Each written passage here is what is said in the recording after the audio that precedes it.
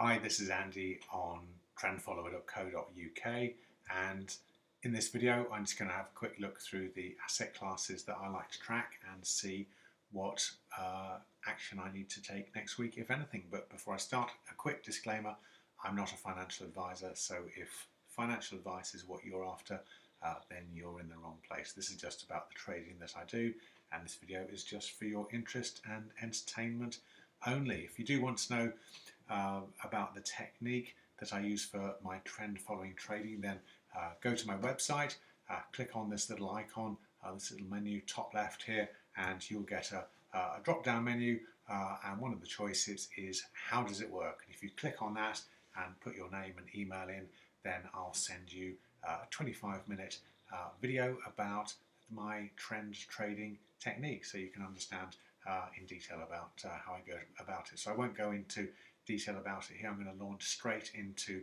the first asset class which I like to look at, which is shares, and I use the Fundsmith Equity Unit Trust, FUUNDS is its ticker symbol, to get exposure to shares. And you can see that it closed here at an all-time high today, so it's Friday evening at the moment making this video, so I'm doing this after the close of trading on Friday evening, and I'm staying invested in the market, so the price is above the MA52, so to me that's a signal enough to stay invested. So easy peasy lemon squeezy. Let's have a look at the next asset class, which is property, and I have my property investment divided into two pots. The first of which is the TR Property Investment Trust, which is a large FTSE 350 property company with both UK and European property, as well as exposure to funds both in the UK and on the continent.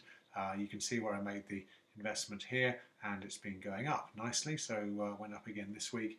Again, it's at a good high, so that's great. It has been very choppy the past couple of years, so that's been a bit difficult to trade, but at the moment it's doing nicely, so I'm happy to stay invested.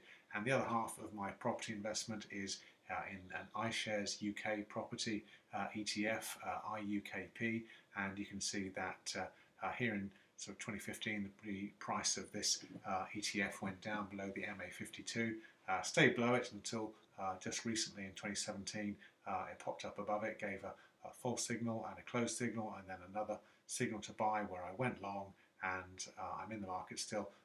Past 2 or 3 weeks it's just gone sideways though, so no change there, nothing really to report, but nothing to do either. Now, okay, this is the interesting little asset class of the week, gold. I use the ETF PHGP, physical gold.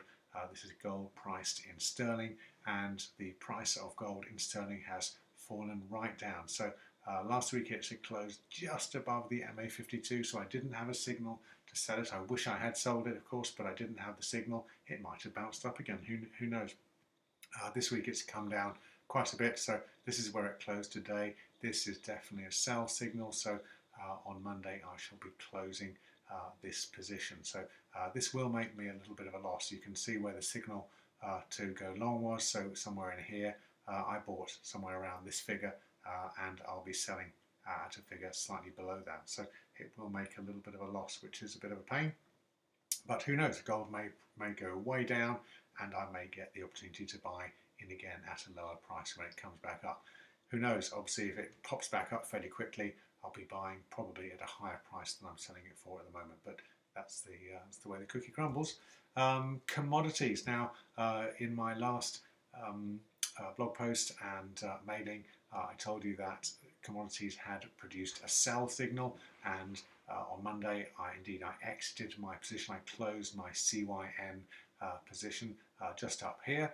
During the week it's fallen down further, so I'm very glad that I followed my rules and exited on the first day of trading after getting a sell signal, because if I'd hung around and hoped that it would go higher, I would have sold at a lower price. So it's good lesson for me, to my favour in this case, that I did get out, because say it's come down further during the week. So you can see where I went long back in, well, pretty much just over a year ago.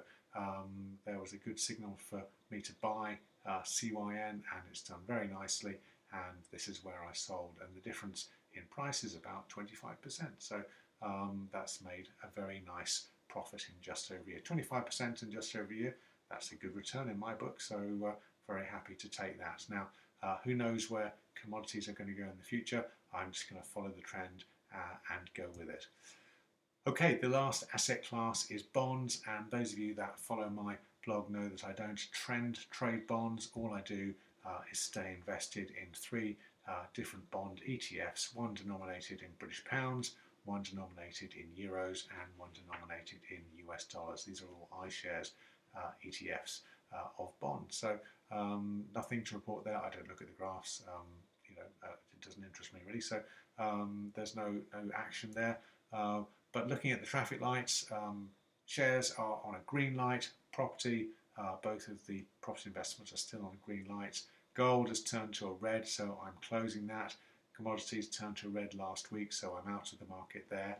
And bonds, in my approach, is always on a green light. So what do I have to do? So Monday, I'm going to close my gold trade. Now, SGBS is where my gold is invested, physical Swiss gold. So I shall be closing that on Monday. If the price doesn't change much between now and Monday when I close that, I'll probably take about a 5% loss. Obviously, it's going to depend what happens to the price of SGBS on Monday morning. It might go up, might go down. I have no idea.